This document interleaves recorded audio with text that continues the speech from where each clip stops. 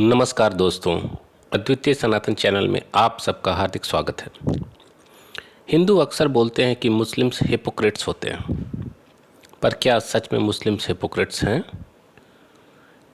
ये जानने के लिए हमें उनके एक्टिविटीज़ को देखना होगा। पाकिस्तान जब से बना है वो एक बात पे बिल्कुल क्लियर है, भारत और हिंदुओं से दुश्मनी, चाहे उसके लिए उसे कोई भी कीमत क्यों न चुकानी पड़े। वो चाहे चाइना और ईरान के सामने सरेंडर कर दे, पूरी दुनिया से भीख मांगे, या चाहे अफ़गानिस्तान जैसे देश से चपेट खाए, पर भारत को हमेशा आंखें दिखाता है। कश्मीर जो कि ना तो हिस्टोरिकली उसका पार्ट रहा है और ना ही टेक्निकली, उसके लिए वो बर्बाद होने को तैयार है और उसके एक हिस्से पर कब्जा करके बैठा हुआ है, सिर्फ इसलिए कि वहाँ मुस्लिम आबादी बहुसंख्यक है। उसकी भारत विरोधी और कश्मीर की जिद के लिए वो आज दर दर की ठोकरें खा रहा है और पूरी दुनिया से भीख मांग रहा है, पर वो बिल्कुल क्लियर है कि वो कश्मीर पे कॉम्प्रोमाइज़ नहीं करेगा। अब हम अपने घर में देखते हैं, यहाँ जब हम देखते हैं कि मुस्लिम्स भारत माता की जय नहीं बोलते तो हमें बुरा लगता है। हम समझते हैं कि वो देशद्रोही हैं। वो बोलते हैं कि शरिया संविधान से ऊपर है, उन्हें हिजाब चाहिए, तो हमें सुनकर बहुत बुरा लगता है। पर हमें इस पैटर्न को ध्यान से समझने की ज़रूरत है। एक्चुअली आज से नहीं, पिछले 1400 वर्षों से उनकी आइडियोलॉजी और उनका फंडा क्लियर है कि सबसे पहले इस्लाम। ये तो कमी हमारी है कि हम उनको अपने जैसा समझते हैं और इसलिए हमें उनके वंदे मातरम नहीं बोलने पे दुख होता है। इनफैक्ट ये मुसलमान उन दोगले हिंदुओं से ज़्यादा अच्छे हैं जो सामने तो भारत माता की जय और वंदे मातरम बोलते हैं, पर अंदर ही अंदर उसी भारत को तोड़ने वालों को सपोर्ट करते हैं। हिंदुओं को सेकुलर और लिबरल बनने का बड़ा शौक़ है।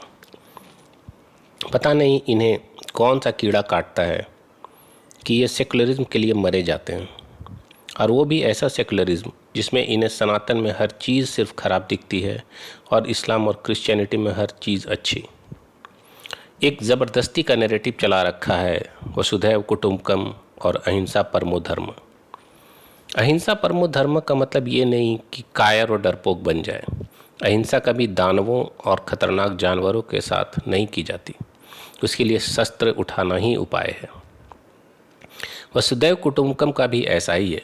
यह इस संदर्भ में कहा गया है कि हम सभी एक ही ईश्वर की संतान हैं और इसलिए आपस में एक फैमिली की तरह हैं। पर इसका मतलब ये नहीं कि चोर, डाकू, रेपिस्ट, मर्डरर, टेररिस्ट सभी को फैमिली बना के अपने घर में बुला लें।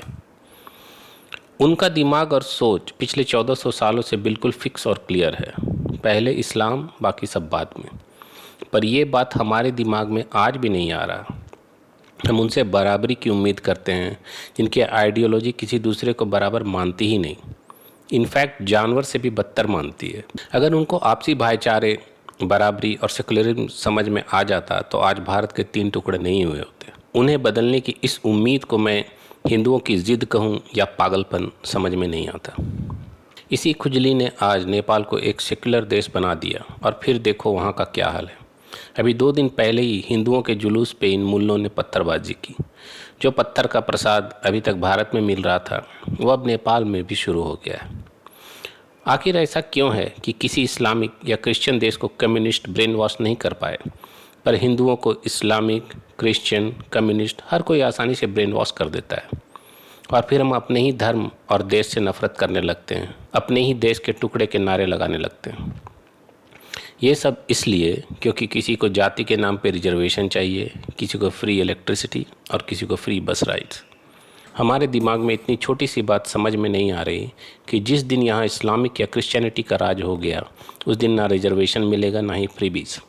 सब हिंदुओं को गुलाम की तरह या तो कन्वर्ट किया जाएगा या मार दिया जाएगा, चाहे वो कोई भी कास्ट का, रीजन का या भाषा बोलने वाला हो। एग्जाम्पल्स आपके पड़ोस में ही है। पाकिस्तान और बांग्लादेश में हिंदुओं का क्या हाल है ये किसी से छुपा हुआ नहीं है। उनके लिए तो कम से कम भारत है जहाँ वो जान बचाने के लिए भाग के आते हैं। जब भारत ही गुलाम हो जाएगा तो आपको भागने के लिए कोई जगह नहीं बचेगी।